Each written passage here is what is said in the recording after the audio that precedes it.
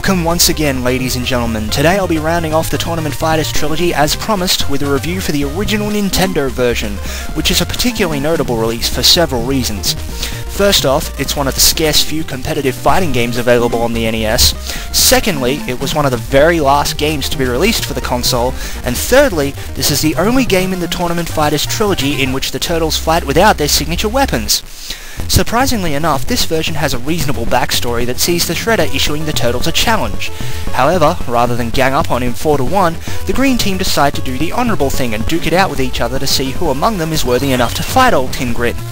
Upon picking one of the four titular characters, you then battle your way through the streets, fighting not only your fellow Turtles, but also Casey Jones and the Dragon Warrior Hothead, until you engage Shredder himself in a final showdown on the rooftops of Manhattan.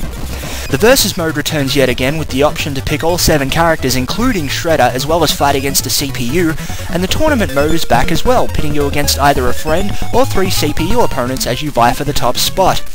Unfortunately, as we all know, with any amount of remotely good stuff comes the bad crap.